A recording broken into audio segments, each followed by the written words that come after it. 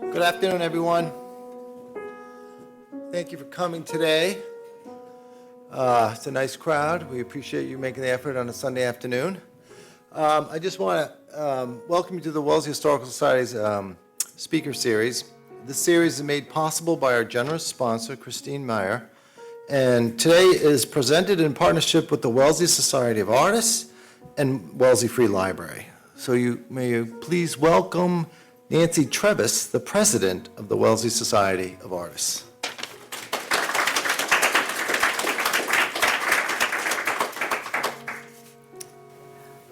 On behalf of the Wellesley Society of Artists, I'd like to thank you all for coming this afternoon. I'd also like to thank the Wellesley Historical Society and the Wellesley Free Library for making it possible. This has been an incredibly important year for the Wellesley Society of Artists as we celebrate our 90th anniversary.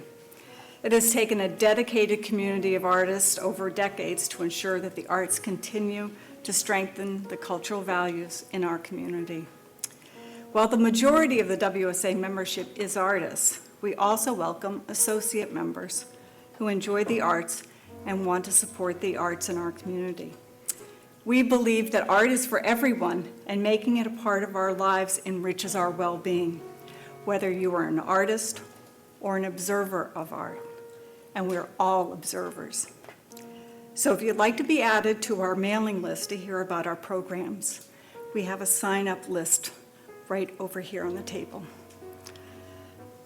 I have the distinct pleasure and privilege of introducing today's speaker, Dr. Robert Savage, to whom we are incredibly thankful for making the WSA history accessible to all of us. Dr. Savage is a retired surgeon, assistant clinical professor at Harvard Medical School, and past president of the New England Society of Plastic and Reconstructive Surgeons. He is a lifelong art lover and started a second career in 2016 as a local art historian, collector, and now artist. He currently curates 2 art blogs on Facebook, the Wellesley Collection Art Review and Friends of the Rockport Art Association and Museum. He has published over 100 brief biographies on askart.com and consulted for the Massachusetts Horticultural Society on art acquisitions. His personal collection has been featured in the American Fine Art magazine, and he is a frequent art history contributor to the Wellesley Weston magazine, where his career transition from physician to artist was featured in the 2022 summer edition. He is an exhibiting member and board member of the Wellesley Society of Artists. His current writings and lectures focus on women artists of the early 20th century. The WSA is indebted to Bob for all the work that he has done to bring to life the history and the artists whose vision became the Wellesley Society of Artists. Welcome, Bob.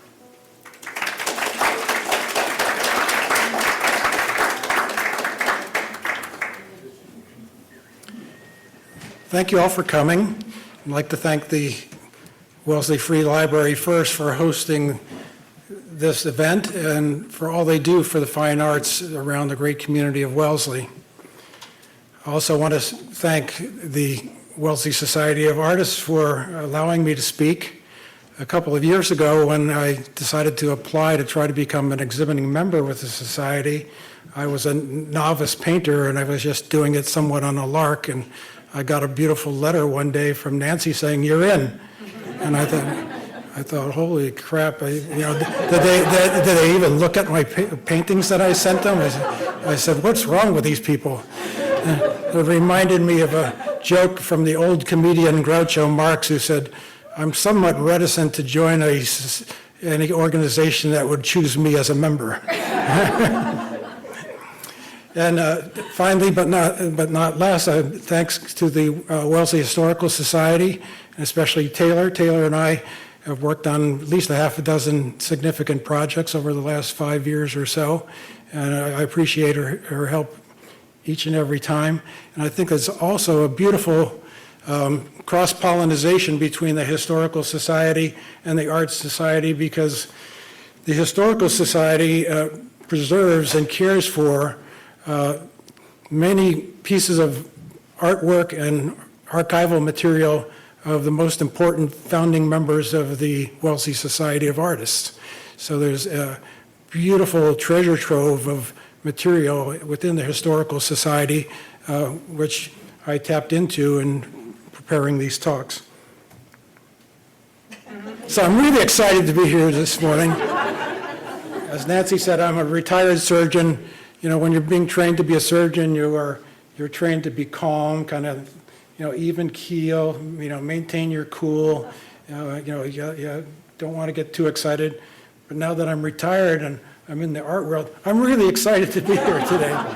And especially because I think there's a beautiful sort of circle of life going on here, because we'll be talking about almost a century of fine art in this great community of Wellesley as we go on. And we're surrounded by the main exhibition of the current Wellesley Society of Artists at the same time. So we have the past, the present, and we even have the future up front. Some of the two of the first three paintings as you enter the room are from high school students at Wellesley High School, and the Society sponsors an Art Achievement Award, which we give out each year to worthy students in the high school. And I would guess that if you didn't look at the names, you wouldn't be able to distinguish the high school work versus much of the work in the society. They're so good.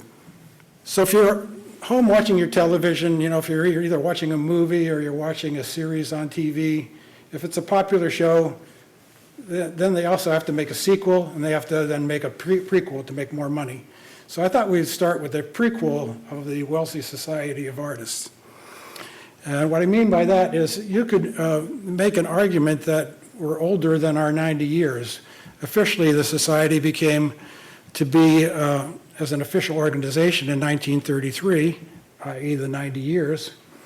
But the nucleus and the idea of having a group like we have now started 9 years before that, about 99 years ago. As I was doing a deep dive and researching, trying to figure out what I wanted to say about the Society and its history, I came across this book. It's a little booklet that was written in 1928 by the Wellesley Hills Women's Club. And that year, within the book, which is actually, there's an original copy on the table if anyone cares to glance at it, they started an art department within the Women's Club, and it turned out to be one of the more popular items within the Women's Club, and went on for the next decade or so. But it was sort of a combination of arts and crafts. There were painters and sculptors, and they did ceramics and weaving and jewelry and even bookbinding and several other things. So it wasn't exclusive to the fine arts. Nevertheless, the two rock stars, even in 1924, were Elizabeth Hamilton Thayer Huntington, who by far was the driving force to having our society created way back in 1933. And even before that, at least 10 years before that, she was the driving force of all the art circles in the town of Wellesley. She was an extremely organized, energetic person, and also an extremely talented artist in her own right. So she became the first president of the art department of the Women's Club. And the first guest speaker was Mary Brewster Hazelton, who is the rock star of the Wellesley Historical Society. Wellesley Historical Society has close to 60 of Mary Brewster Hazelton's paintings within their care.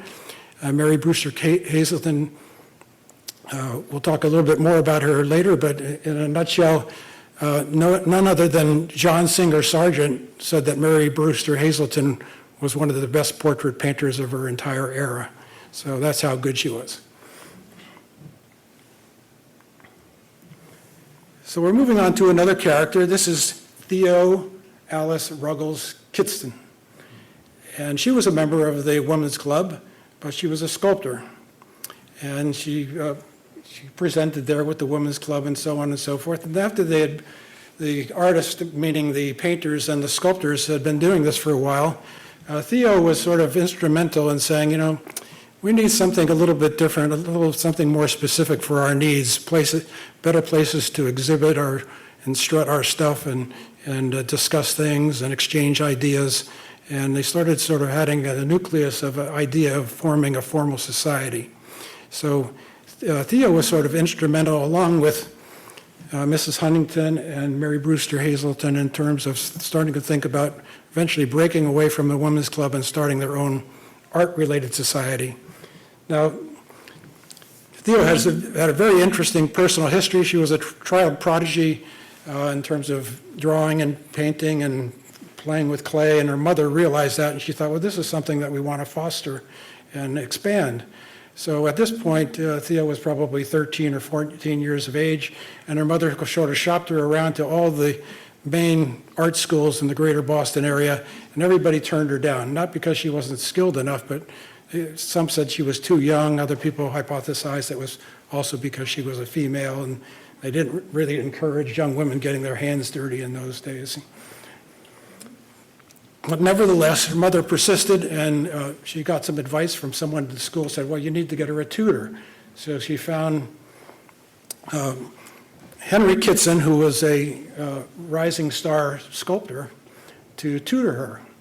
So she started under the tutelage of Mr. Kitson, who was already a well-known artist. And lo and behold, by the time she was 19, she was in Paris exhibiting at the Salon of Artists Francais, and became the first woman and the youngest person to win an award at this august institution. So the tutelage worked out very well, and 7 or 8 years later, it got even better when the teacher and the student actually married. And Theo continued to be a terrific artist. There are hundreds of her pieces, large public sculpture pieces all around the United States. And some of you will recognize the work of her husband locally. He was the sculptor of the Minuteman in Lexington Green. You can see some of Theo's work still in the Boston area. This is in the Boston Public Gardens, her sculpture of Kosciuszko, the famous Revolutionary War hero. So Theo is an interesting story. She was also the driving force to pushing our group forward into actually making a formal organization. The other extremely important person is Elizabeth Hamilton Thayer Huntington. She had quite the pedigree. She was a descendant from the Alexander Hamilton's family. She was also descended from the family of General Thayer, who was one of the first heads of West Point, and also Thayer Academy here in Massachusetts was named in his honor and through his will. So this is Elizabeth's life story is something that movies were made of, and I'll go through a bit of that as we go along. And she was definitely the principal founder. She was an extremely talented artist. She was an organizer. She had most of the early exhibitions in her house before they could find other places to play. And this is a picture of her when she was young. She used to love to go up with her future husband into the White Mountains of New Hampshire and paint there in the back of her jalopy. I want you to remember something about this picture. There's a brace on her elbow, if you notice, and there's sort of a special table that has been designed so that she could draw or paint while she was in her car, and I'll explain that in a little while. But the rest of her life was a real profile and courage. This is the type of thing that she was able to accomplish, and she was well trained at what was called the Boston Normal School, which is now the Mass College of Art. And she had a budding art career starting in her 20s, and she became engaged to be married, and the world was her oyster until she was struck with polio in her 20s. And she developed partial paralysis of her shoulder and her elbow of her dominant arm, still had use of her wrists and her fingers. She approached her future husband. She said, it's really not fair for you to have to marry me because I'm going to be a cripple for the rest of my life. And she was also wheelchair bound, unfortunately, after she got polio, and her husband said, nothing doing, this is like a love story that you can't imagine. He said, we're going through with this wedding, and, we're going to be here thick and thin and do whatever's necessary, and you're going to be painting again before we're done. So this was their house on Worcester Street. I think the house is still there, right on Route 9. Doesn't look much from today's standards, but this was quite the place because this was the first home, really, for the prequel of the Wellesley Society of Artists. All the good artists in Wellesley and actually surrounding vicinities would come to our house, and they would put on exhibitions, they would talk to each other, they would have demonstrations, but it was much more than that. They would also have occasionally poetry readings, they would have book readings, they'd have sometimes classical music, live music, tea parties. So it had been analogized to a Parisian salon, a la Gertrude Stein. So this was her house, and you can see on the far left sort of a peek of her studio, which was on the back of the house. And this is a sketch that she did of the house, and you can see the studio was probably more than half the size of the house, so it could accommodate a few people. So this is the other hero of the story, is Ray, her husband. This is a sketch of Ray that she had done when he was older, and this was him when he was a little bit younger, when they used to go up to the New Hampshire woods and draw or paint or sketch. He was also an early member of the Wellesley Society of Artists, but was primarily a businessman.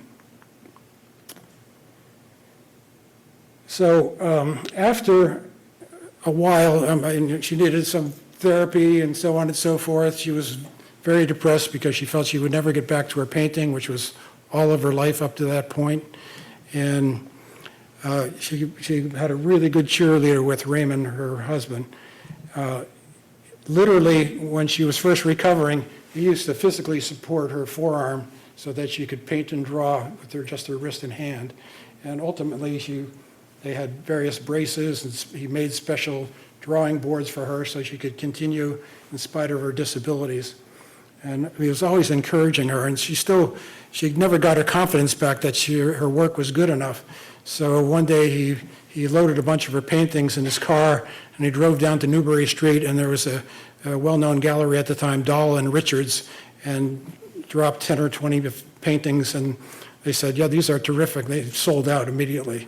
So that really got her confidence back really for the rest of her life, and she continued to be a moving force and the longest acting president of the Wellesley Society of Artists. She was the president for almost 20 years and the first vice president.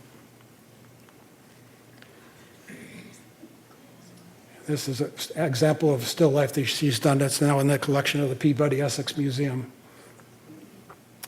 So the couple had one child, Betty.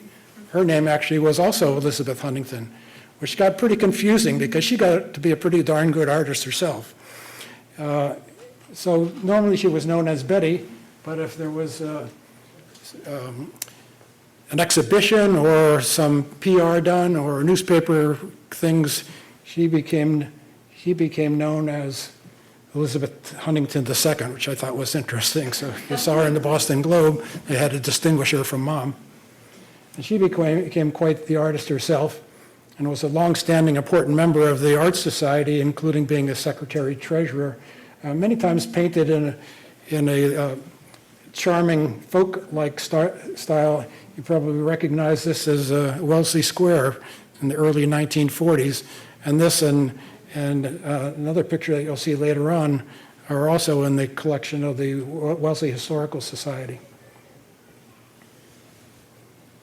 She ultimately became an honorary member for all of the contributions that she made, in addition to the contributions that her mother made.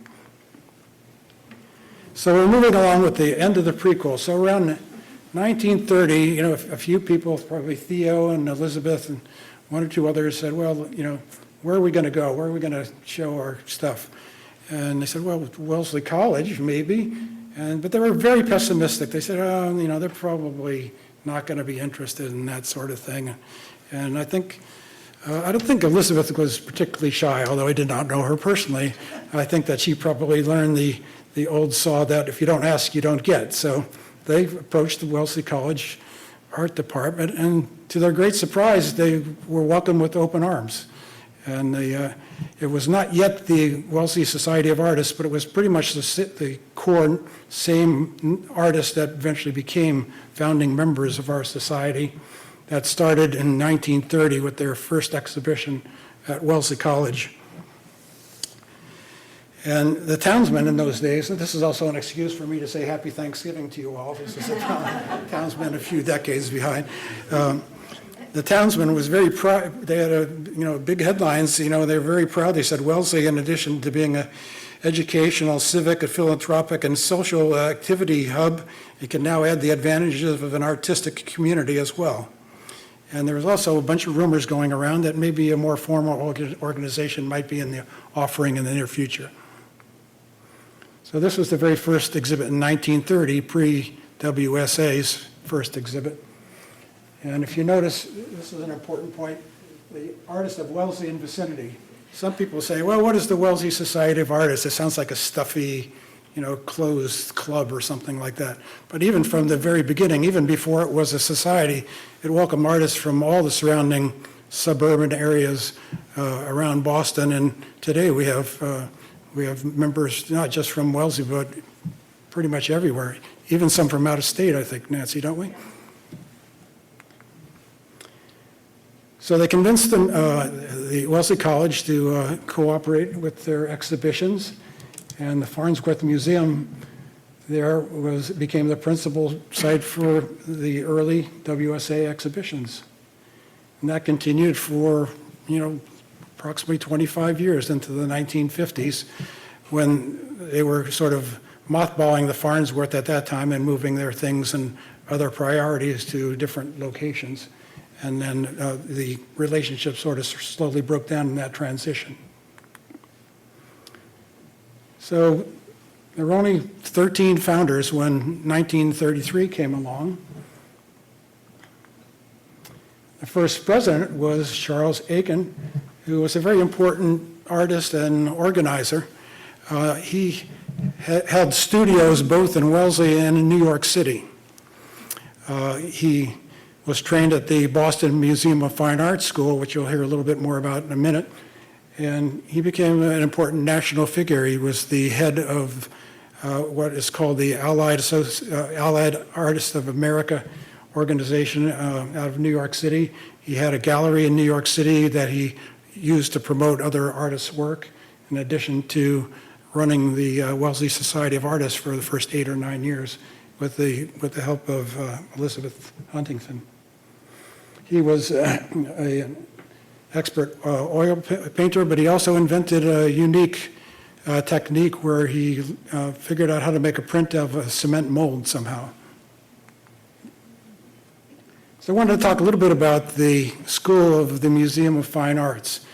The School of the Museum of Fine Arts in Boston, late 19th century, early 20th century, was where most, not all, but most of the early members of the society trained. And fun fact, this is the building of the original Museum of Fine Arts, but this building was on Copley Square. It's not where probably pretty much everybody in this room recognizes it in Huntington Avenue. It was, for several decades, it was on Copley Square. So this was where both their exhibitions and their school was located. And it became arguably the most important art school in the United States. It was said at that time that their students won more awards than any other art school in the US at the time. And that was due in large part to these two men. Some of you may be familiar with these two of the most important American artists of that time, Edmund Tarbell and Frank Benson. These were two expert artists who sort of lived parallel lives. They were born in the same year in the 19th century. They entered the School of the Museum of Fine Arts within 1 year of each other. And after they graduated, they, like many good art students, they extended their education by going over to Europe for a year or two if they could, or if they could afford it, to go through the museums and learn from some of the masters there. So the two of them went to the Académie Julian in Paris together and were roommates while in Paris, and then they came back home. And in the late 19th century, Edmund became the head of the of the school, and then within a year, named his friend the head of the painting department at the school, Mr. Benson. Now, while they were over in Europe, they fell in love with the Dutch masters, especially Vermeer, Spanish masters like Velázquez, and they were also exposed to the French Impressionists who were starting to bubble up around those times. And they brought the things that they learned back to the U.S. So you can see on the right, this is two pieces by Mr. Tarbell. On the right sort of is reminiscent of a Vermeer kind of a genre interior scene, and on the left is very sort of French impressionistic. And the students became famous in and of themselves, and they were grateful to their teachers, and the next generation of artists were known as Tarbellites because they basically used the same techniques that they learned from the two grand masters. And Benson was so well liked by his students, they simply called him the master. And he, of course, became one of the greatest American Impressionists that we've ever had. So the connection is that the Wellesley Society of Artists, most of the early members were taught by these men.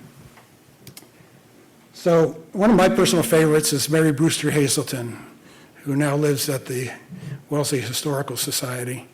And I've written about her in the past, and a lot of the reproductions that you'll see are in the archives of the Historical Society. So this is Mary in the middle when she was a young girl. At those days, they used to call her Daisy. Daisy was her nickname when she was that young. The two drawings that you see, by the time she was 10 or 12 years old, she was doing drawings like this from Lewis Carroll's, Alice in Wonderland. So the parents must have said, maybe we've got something here. And boy, did they ever. So they encouraged her art development. And this is sort of what she was capable of producing a couple of decades later. This is actually the Hazelton family. This painting is at the Historical Society.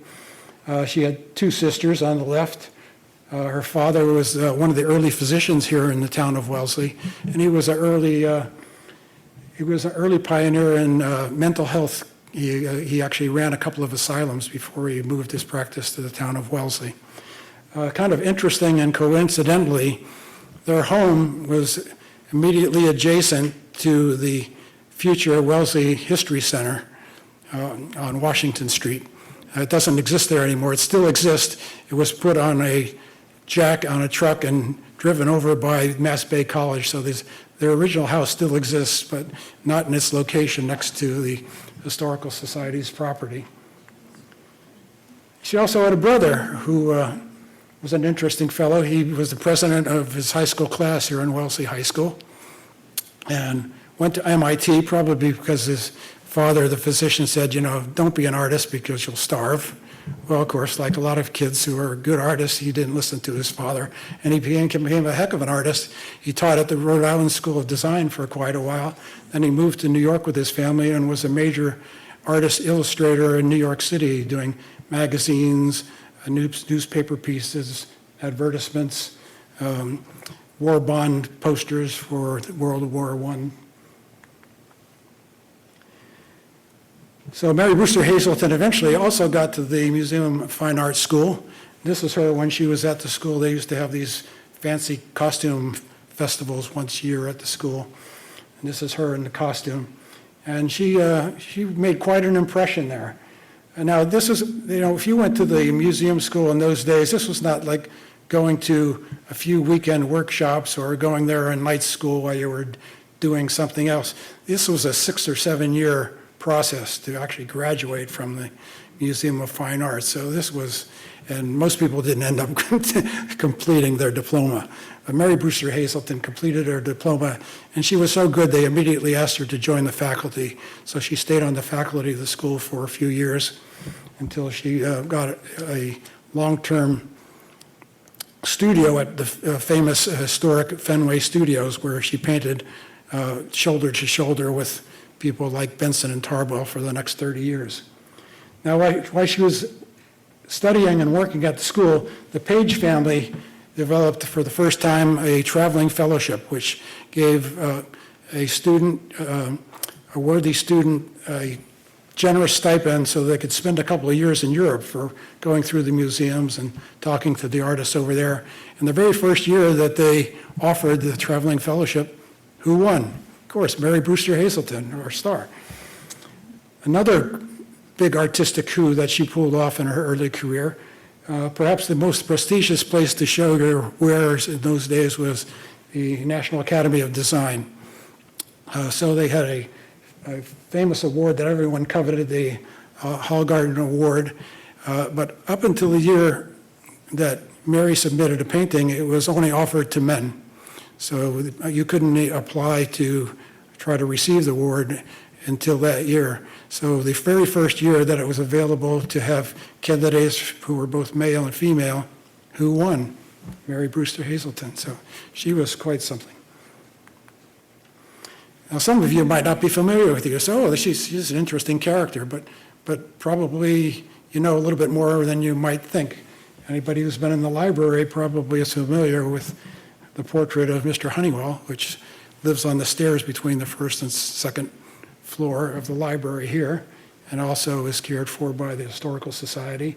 People who are affiliated with the Wellesley Hills Congregational Church may have seen her wonderful murals.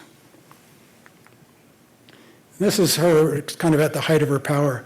In 1915, there was a giant exposition in San Francisco, the Pan-Pacific Exhibition, which essentially was what we would call the World's Fair. And they used to all, in those days, they all had big art exhibitions that were very competitive. And she won a bronze medal there in 1915 for her painting Revelry. And then a couple of years later, she won a major award for the letter in Newport. Now we'll move along to some other early important figures. Agnes Abbott, coincidentally in 1933, or maybe not so coincidentally, became a professor at Wellesley College in the art department. That was the same year that the official first exhibition of the society was made. So Agnes was actually an early member of the society, so I think she obviously had an affinity and helped to shepherd her friends and colleagues to the college and kept it going for over 2 decades. Now, she was an interesting person as well. She was born in Germany, did a lot of her early training in Berlin, then her family moved to the States. She got additional training in Boston. She had some training on Cape Cod and Provincetown, some training by the famous artist Charles Woodbury, who started the Gunquit art colony up in Maine, and also was a part-time teacher at Wellesley College himself. And this painting obviously shows his influence. He had these beautiful beach scenes and seascapes. She also had a little bit of training with Audrow Hibbard, who was one of the best-known 20th century Cape Ann painters. And many Cape Ann artists loved to go to this quarry in the Rockport area and paint it for its shadows and colors and so forth. So in the early years, there was only maybe 12 or 15 people exhibiting at the Wellesley College shows. So they would occasionally invite their friends who were not yet members, but were well-established, amazing artists in their own right. They would invite them to exhibit with the Wellesley Society of Artists. And one of the artists was one of my favorites, Gertrude Fisk, who was also a MFA-trained woman. And the sketch on the right is by Charles Woodbury of Gertrude with her dog. And she would spend summers up in Gunquit learning how to paint with Mr. Woodbury, who, interestingly enough, was said to have taught his students to paint with verbs, not nouns. And I always thought that was a great way of putting it, painting with verbs, because he was into broad brushstrokes and action and so on and so forth. And this somewhat eclectic, but I think very interesting portrait of a young woman named Mary is still in the collection of Wellesley College. This is sort of Gertrude in her heyday. This is the type of things that she could produce, but she was not a one-trick pony. By many standards, she was felt to be the best artist of the second generation of the Boston School, the first generation being the Tarbells and the Bensons. But she was also one of the founders of the Weston Historical Society. She was a longtime library trustee of the Weston Library, even though the first half of her career was in Boston, sort of the second half of her life was in Weston. She was the first woman to ever be invited to join the Mass Commission on Art. And even before she got going in her painting career, she won the Massachusetts Amateur Golf Championship and was an equestrian. And even taught herself how to drive a truck during World War I, just in case they needed extra ambulance drivers. So she was quite a force as well. Another guest, a fascinating story, is Meta Fuller, who I didn't know until I was researching some of the guests that had exhibited with the Society. And she was one of the first and most important African-American sculptors. She was born and trained mainly in Philadelphia, but was discriminated against because of her race in many ways in Philadelphia. And like many great artists, also went over to Paris to learn from some of the masters in Paris and extend her training. And she found Paris, much more welcoming compared to the city of brotherly love. Let's put it that way. While in Paris, another, amazing individual, she came under the wing of none other than Rodin, who, after working with her a while and appreciated her skills, just said, you were born to be a sculptor. She was that good. While she was in Paris, she also met W.E.B. Du Bois, the famous civil rights advocate and one of the founders of the NAACP. And he had long talks with her and convinced her that she really should spend a good bit of her artistic talent taking on the challenges of presenting the history and the trials and tribulations of the African American community, which she did. And many of her things are still available. She got married and eventually spent most of her working adult life living in Framingham. And the Danforth Museum has a lot of her works and other ephemera related to her work. And this is an example of one of her sculptures, which you can see on the Boston Heritage Tour, which is in the Harriet Tubman Park in Boston, called Emancipation. So there were some really great things about the School of Fine Arts in Boston. These artists were unbelievably well trained, but they were kind of stodgy and they were kind of rigid. In 1914, there was a famous art show in New York City called the Armory Show. And this was the first time that people like Matisse and Picasso and some of the sort of avant-garde European artists were exposed to any American artist. And this created a major national stir. And people like Benson and Tarbell, I'm sure they thought that that kind of stuff was just a whole bunch of hooey. And it took about literally an extra 10 years before even a small version of those types of artists to be presented to a Boston artist, because they sort of fought the changes in the art world tooth and nail. But the Wellesley Society of Artists was very open-minded. Not that they were radical, but especially from the philosophy of Elizabeth Huntington. She said, well, our society is an open society. We have no prejudice of any particular style or any particular school of art. And, if you're a good artist and you're interested in our society and you're competent, we'll consider you joining. So some of the early fantastic Boston modernists kind of spent some time with the Wellesley Society of Artists, including Mr. Carl Cutler. He was from Newtonville, and again, the Wellesley Society of Artists is not just a Wellesley club, from its very beginnings. It welcomed people from all over Massachusetts. And he went to the MFA school, but also went to Paris with 3 of his friends. And he and 3 of his friends became some of the early Boston modernists. He in particular was interested in color theory and eventually wrote an important book on modern color in the 1920s. He also fell in love with the Penobscot Bay in Maine and would go up almost every year for roughly 35 years and paint beautiful watercolors like this one of Penobscot Bay, and became an important part of the history of main art next to the Wyeths and Winslow Homer and John Martin and so on and so forth. Well, his good friend from Brookline was Charles Pepper, who was also a very early member of our group. He was also a groundbreaking member. So Mr. Pepper and Mr. Cutler were part of the Boston Four. So who were the other two? So the other two students who were part of the Boston Modern Group were Maurice Prendergast, who many of you, if you're artists, I'm sure you're aware of that name, and Ambrose Webster, who became a big part of the Provincetown Art School and community. So they were the four Boston artists, and they were welcome at the Wellesley Society of Artists.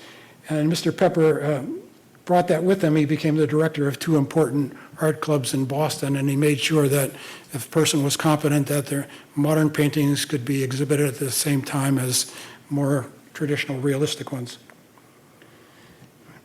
Earl Edward Sanborn was a painter who was in the first exhibitions in Wellesley College with the Society.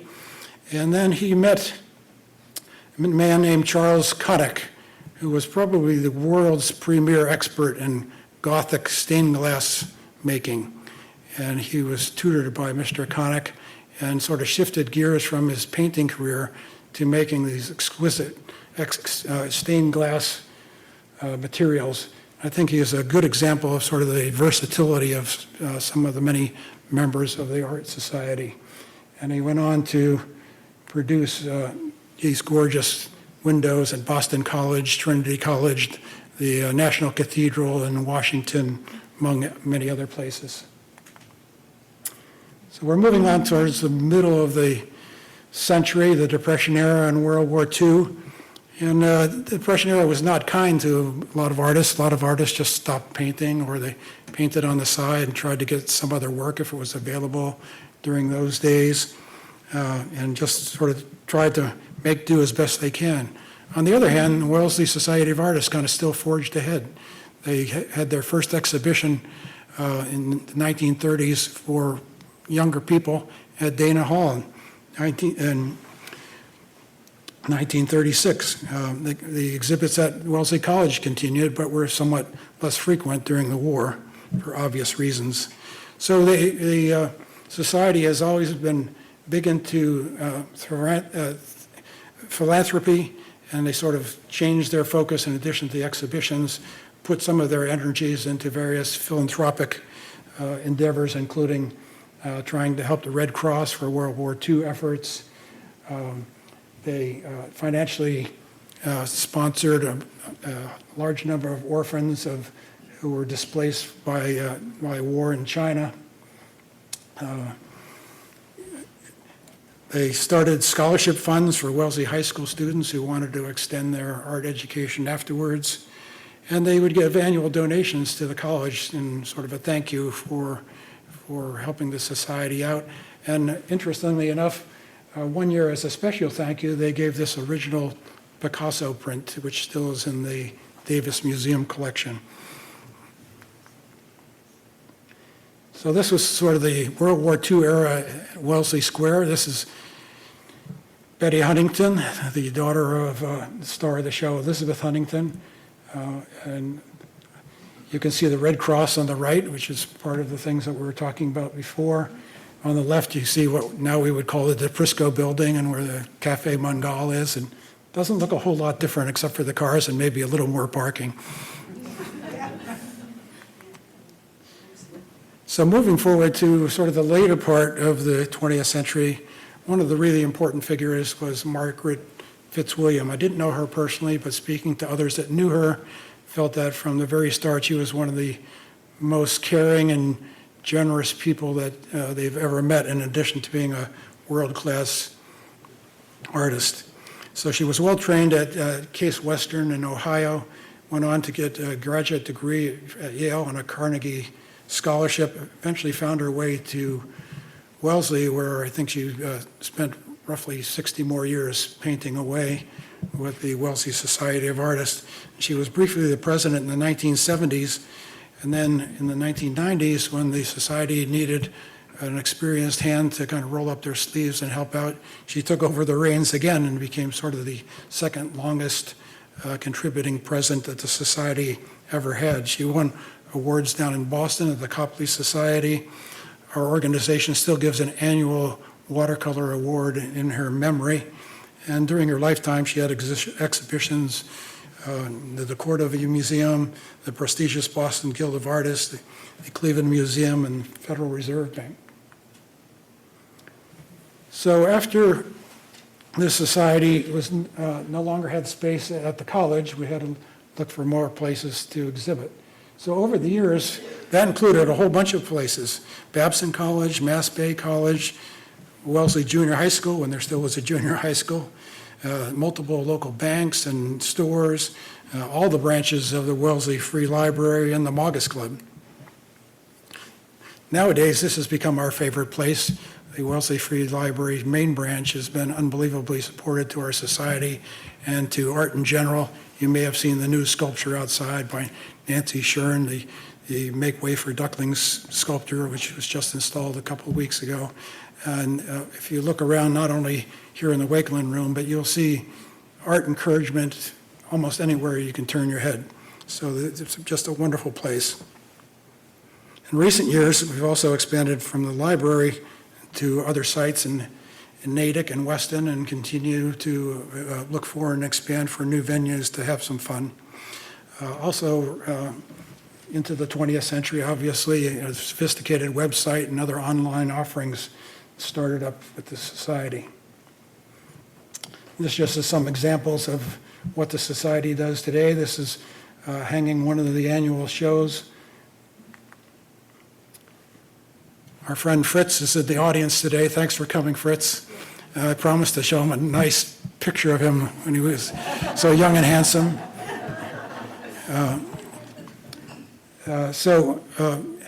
One of my problems putting this together is it's like hard to cover 90 years because there are so many great artists and wonderful people within the society, and just you can't do that in 45 minutes to an hour. So I had to pick super special people, and Fritz definitely met that criteria. So on the left, you'll see a painting that he did some time ago of the town hall here, and I like his reconstruction so much better than what it looks like now when it's surrounded with plastic and barbed wire and so on and so forth.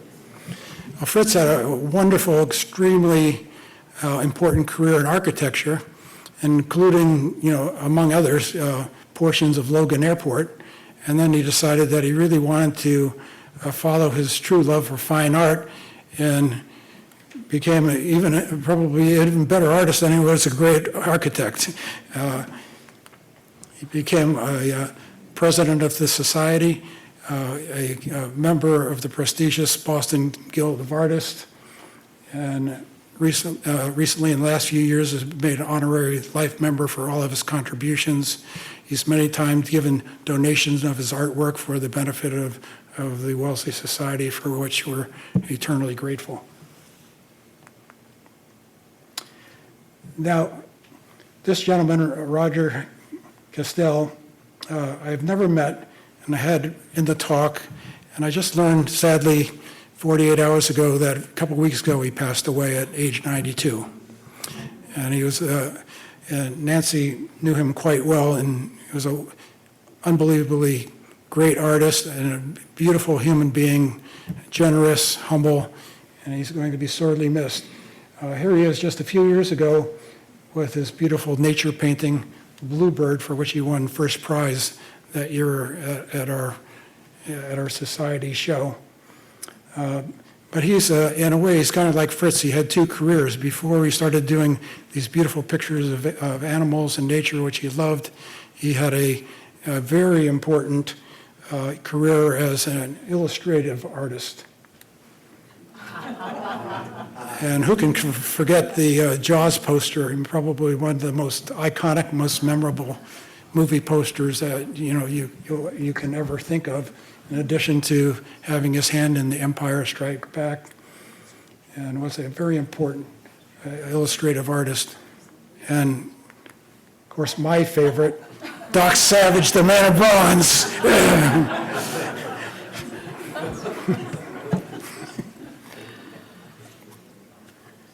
So the Society has been intimately connected and working with the community for 90 years, or if you want to fudge it and say 99 years, because we really sort of started in 1924 with the Women's Club.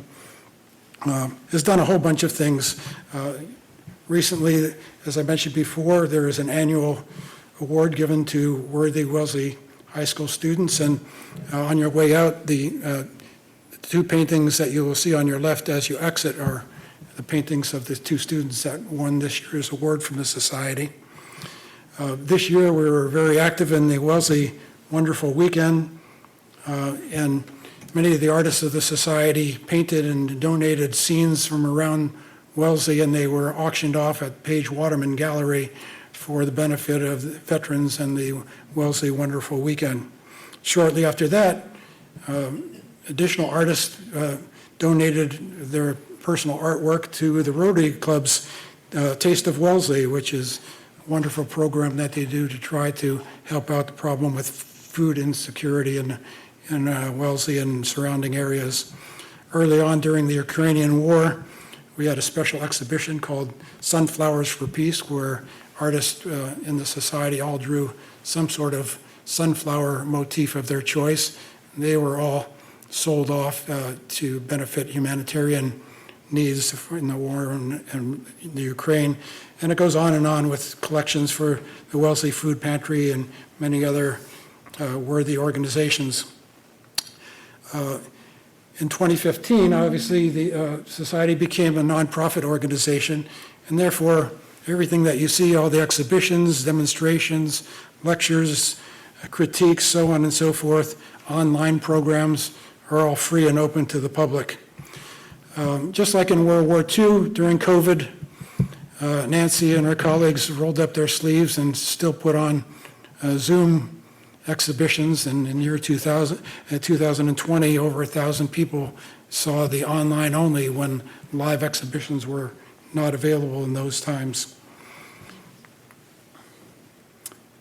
Here's Dottie with one of the previous winners of the high school award. This is a sampling of the paintings that were done for Sunflowers for Peace. I think, Nancy, you got to ride in a convertible because the Society was honored with a special recognition in honor of our 90 years of the organization, and a whole bunch of other people marched in the parade and had a good time. The only sad thing is we were trying to revive an art festival in town, which used to be done years ago, and we had tents and all organized to have a wonderful giant exhibition and festival next to the library under the tents on Saturday, and it was the rainiest day of the year. So we got the parade and a small little table on the Honeywell field, but it was still a lot of fun.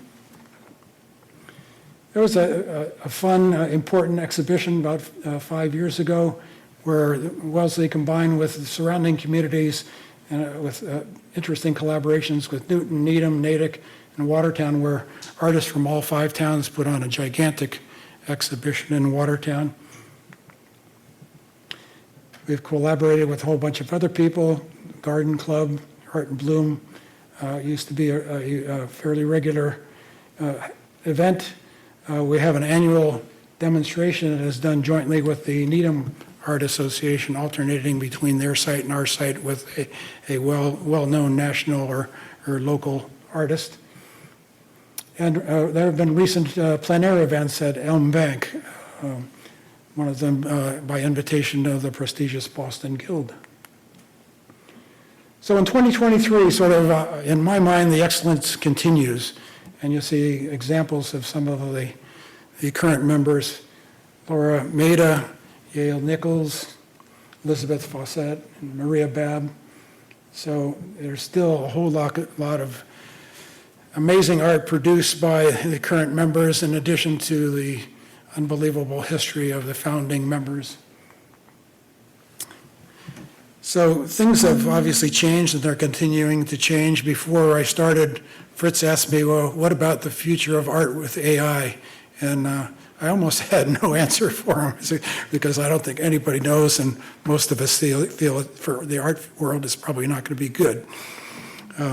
But the point in summing up, almost 90 years ago, Elizabeth Huntington said, Wellesley Society's main objective was humanitarian, and its main goal was to bring an artistic consciousness to youth of both beauty and human accomplishment. And Fritz, when you're talking about AI, I guess in one sense it's a form of human accomplishment, but there's nothing like the human accomplishment of seeing the work and the skill and the time that goes into a great piece of real art. So I think the Society has taken that motive from Elizabeth Huntington and kind of taken it one step forward, where we feel it's not just for the youth, although we feel strongly that youth is extremely important, but that art can be really an important lifetime endeavor. I mean, there's not many things that you can do from the time that you're 2 and 102 and have fun and contribute and bring beauty to the world other than fine art, and hopefully bring some joy and express feelings and bringing meaning to life.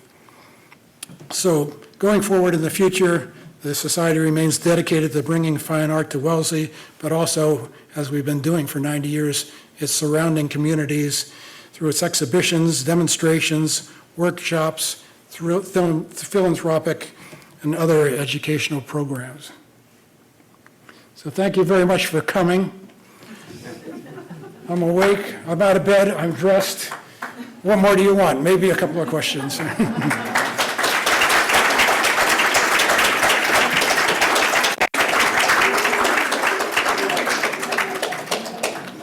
I still can't answer your AI question, Fritz, I'm sorry. I'm not sure if anybody can. Any questions or thoughts? Yes, sir. It was a wonderful presentation, and I was struck by one of the artists I think a man about color. I'm just curious about diversity these days in the society, and just what your thoughts are about that. Is it an issue, or is there any thoughts about that kind of question? We have Native American members, we have members of color. It's a tough question. Maybe I shouldn't have asked it. I think that my personal feeling about it is probably similar to the Wellesley Society, is that at least our group is open to everybody. Doesn't matter race, color, creed, what color your toenails are, or, if you love art and you can produce something decent, everybody is welcome. Would you agree with that, Nance? With that said, part of my discussion with Fritz was how, obviously the art has been changing since the beginning of time, obviously, and will continue to change. And AI will be a version of that. And then there will be massive arguments about whether that's good, bad, or indifferent. There's already huge arguments going on even before AI about, sort of the stuff that most people hang in their homes, fights between the abstract expressionists and people who are into realism and impressionism and so on and so forth. So I think some of those arm wrestling matches will just probably go on for a long time, and there'll be new ones coming on that we haven't even anticipated. Yes? Talk a bit about the profile of your members. I mean, what's the art in this room? How would you describe what your members are painting today? Sorry, a little bit harder to understand. Yeah, I'm sorry. Just because talking about your membership, current membership, the type of artists, and what their backgrounds are and how they came to art, like you've come after a career. Well, if you look around on your way out, you'll see that it kind of looks like most of the things are kind of realistic or impressionistic. But if you look around, you'll see oils, you'll see watercolors, you'll see woodblock prints, you'll see pastels, you'll see realism, you'll see impressionism, you'll see some pop art type things, you'll see some folk art. So I don't think that we intentionally make it that way, but the society is ever expanding. It started with about 13 members. By World War II, it was up to about 50. Now it's, maybe 120 or something like that. So we'll welcome all society everyone in the society, it doesn't really matter what type of art they're creating, and as long as they don't have to be professionals either, but sort of deliver a decent product in whatever their chosen genre is. Yes, Tony? I was going to say the society has a wonderful website, and on the website there is an artist page and a profile of each of our artists that shows 2 or 3 of their artworks, and it's wonderful to take a look at it. And we have, what, 110? Yeah, there are about 100, there are 110 exhibiting members. And as Dottie said, the website, if you go to the website, you can see the gallery of all of our exhibiting members. But I would say, just off the top of my head, maybe a little less than a third are what I would call professional artists. And then the rest are what I would call serious amateurs. So it really is a mix. There are 2 categories for people that want to become members. If you want to become an exhibiting member, there's a committee that what you do as an individual is you send a resume, a little bit about your background, and several samples of work that you've done. And there's a committee. The nice thing is that it's all done online. You don't have to schlep it over to Nancy's house or whatever. And basically they look over the resume and the samples, which they assume are probably some of your better works, and they say yes or no. And it seems like lately they're saying yes to a lot of people, so there are a lot of people still interested in fine art and still very good at it.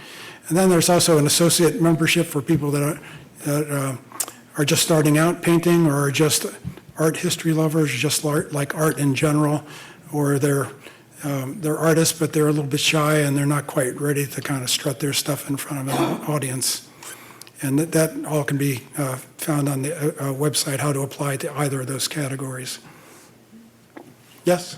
I've got a crossover question for you. I've always been curious. In the 1890s, there was a very famous muckraking journalist named Ida Tarbell. And is she part of the same family as Edmund Tarbell? That I don't know. Maybe you could answer the question. I do know that Tarbell was from Groton, is where he was born. If the woman that you refer to is, they may have been cousins or something like that, but I don't know about the family history that well. I'll do my own research. In fact, I thought it was a little sneaky putting Tarbell in there because he actually wasn't a member of the Wellesley Society of Artists. I just thought he was a great teacher and I thought it would be interesting. So I didn't dig too deep on him. So thank you all for coming. Appreciate it.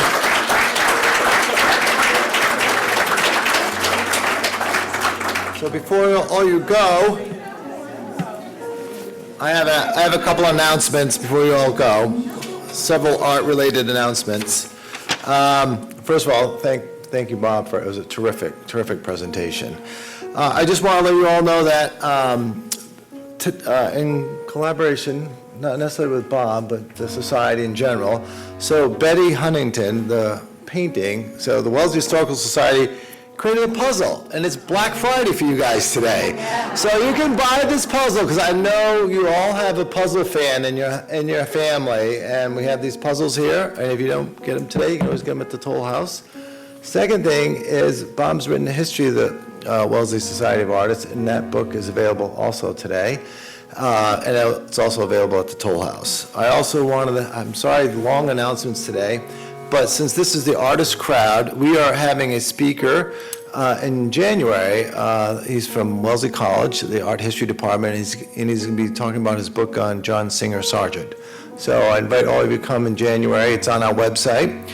And I want to say one more. We have another speaker coming in December, and she happens to be in the audience right now. And she's speaking on holiday traditions from the Roman Empire.